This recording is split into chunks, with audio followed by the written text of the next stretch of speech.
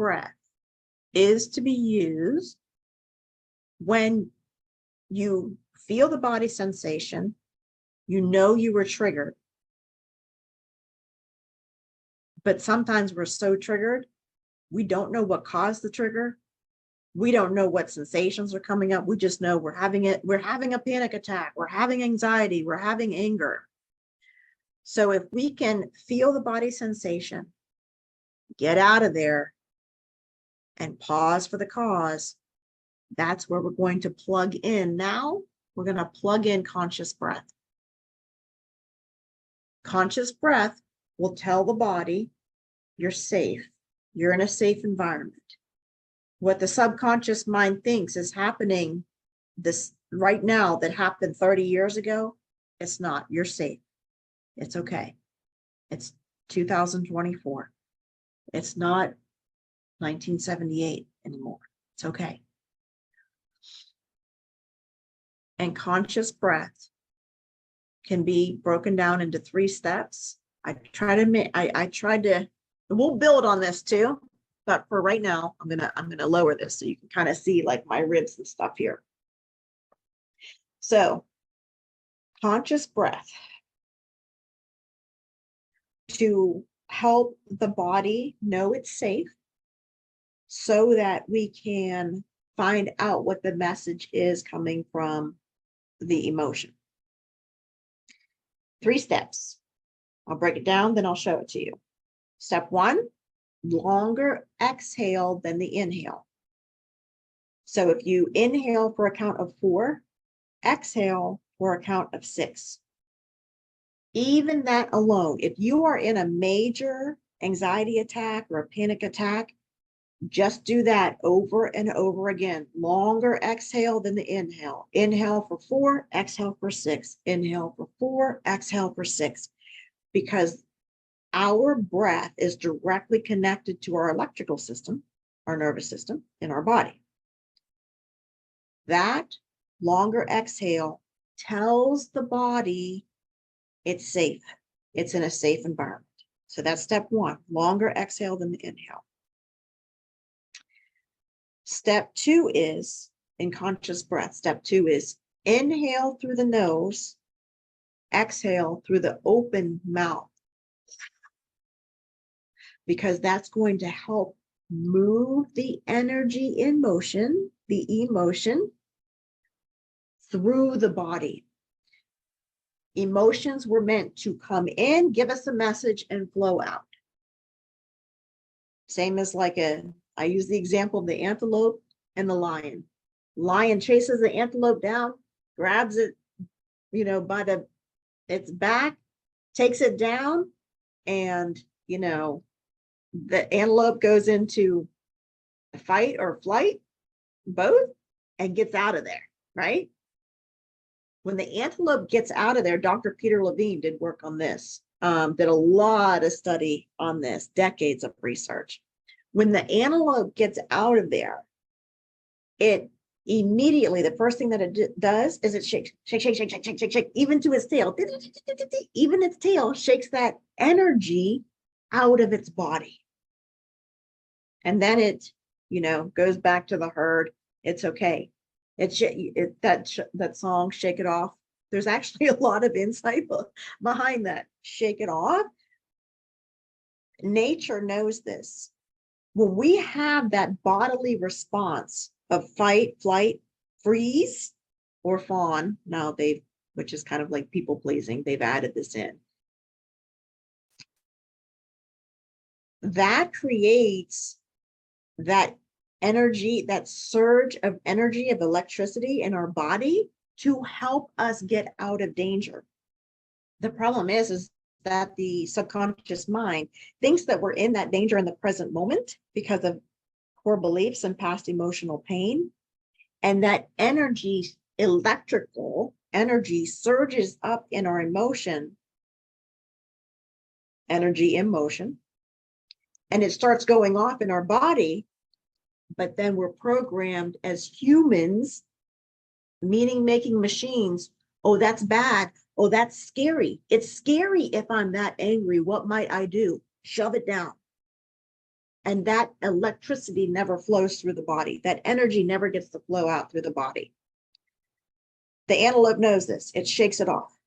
So we have to have a way to sit with that emotion and let that energy in motion flow through the body. So that's why we exhale with open mouth. Sometimes even sigh. Oh, sighing is good. I've even, there have been a few different times that I've screamed in a car to move that energy through the body. The third step to conscious breath is expanding the belly out on the inhale. So we're inhaling through the nose, expanding the belly out. And what that does, and that's counterintuitive, we're taught to breathe, especially in tense emotional surge or negative emotion. We breathe like the top part of our ribs, even in through our throat. I even feel that in my throat whenever I do that. And it's suppressing that electricity in our body even more. When we inhale in and push that belly out, we're opening up the diaphragm, which again, like that long exhale, tells the body we're safe. So we breathe, if we inhale in through the nose, expand the belly out, opening that diaphragm. And on the exhale, we exhale through the open mouth, longer count, and we bring that belly button in towards the spine, then closing up the diaphragm again. This shows the body that it's safe. We're in a safe environment. So inhale through the nose for count of 4, pushing the belly out, opening that diaphragm. Excuse me, I breathed air in the wrong way. Exhale through the open mouth, bringing that belly button in towards the spine. So if we practice it, like let's practice it. So we feel the emotional surge come up, pause for the cause, get out of there, go to the car, go to the restroom, whatever, and then sit with the emotion and then do the conscious breath. Inhale in through the nose, count of 4. Exhale through the mouth, bringing that belly in. Inhale through the nose, count of 4, pushing that belly out, opening that diaphragm. Exhale through the open mouth, bringing that belly button in towards the spine for a count of 6. So if I just stop talking and I do it real quick, it looks like this.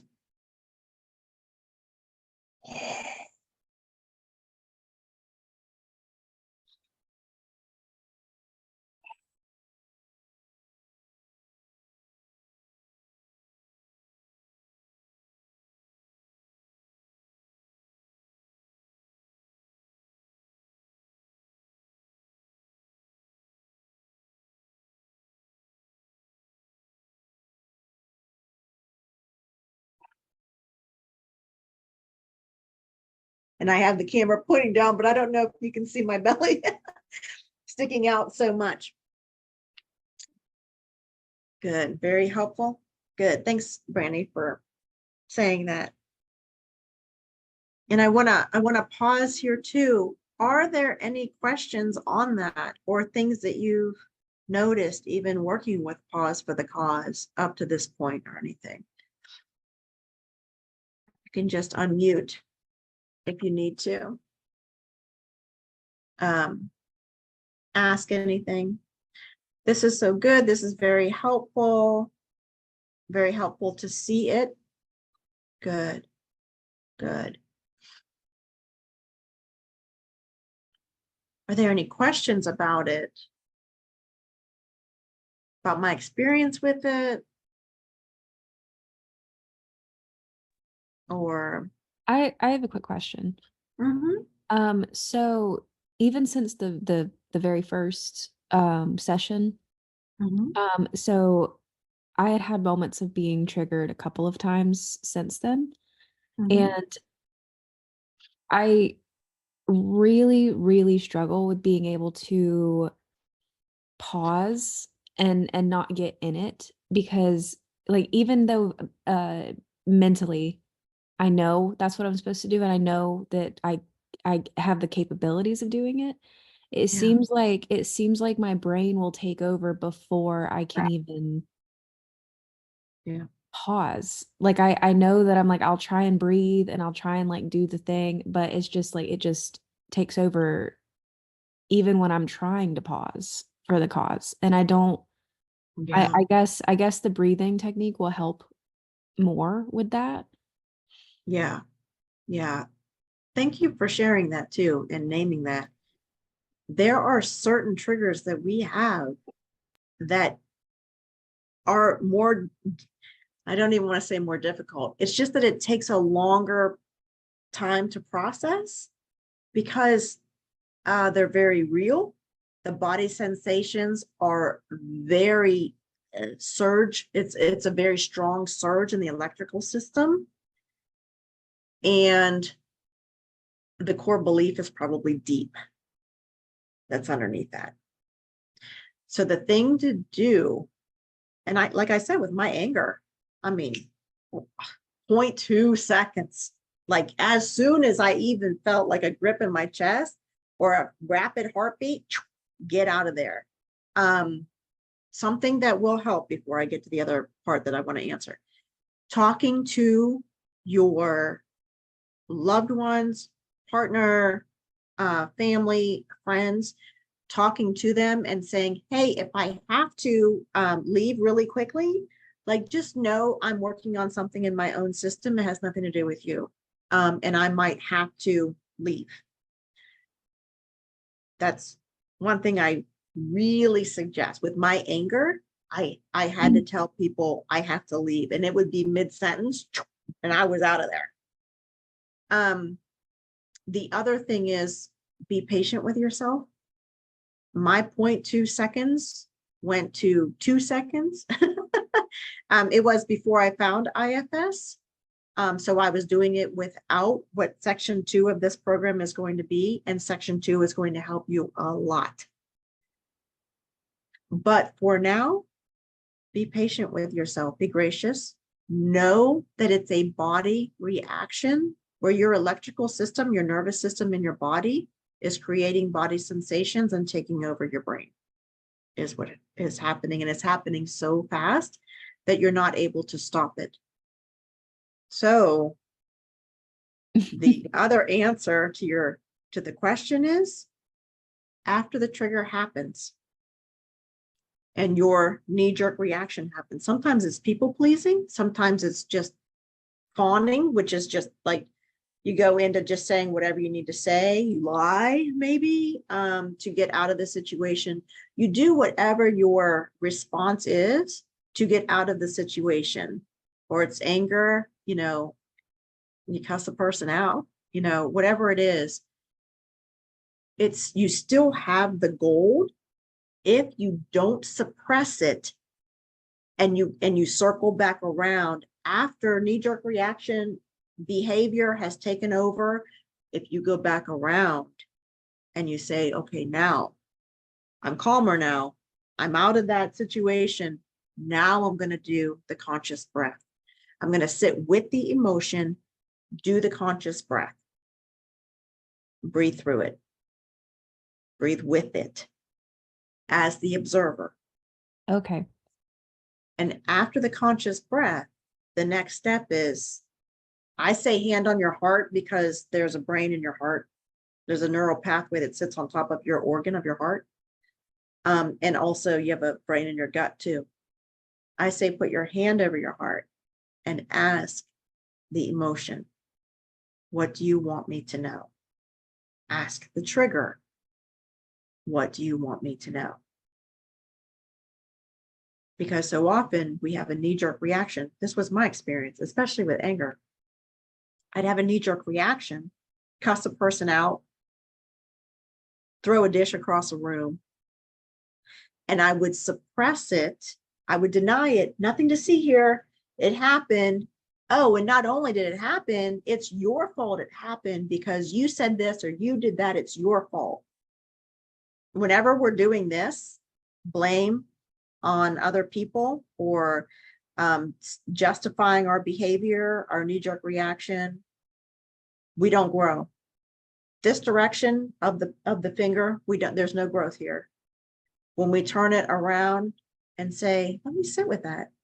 Let me ask with graciousness and kindness and compassion, especially as an outside observer. What do you want me to know? What is it about that upsets me so much? That's where the gold is. That's where the growth is.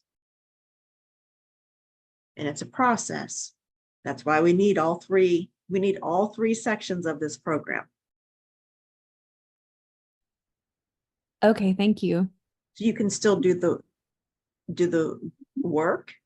You can still find the gold by doing that step, not suppressing it, not blaming other people for it, just even sitting with yourself and saying, where did that come from? What's going on there? What does it want me to know? And it takes slowness and time. And you're worth it. We're worth it. The process is worth it.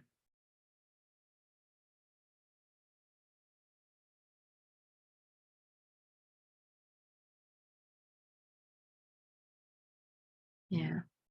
Lauren says, thank you. Very validating. I've lived it. I've lived it. It's a process. Internal family systems was my kind of the bow around the package that was the cherry on top of my healing.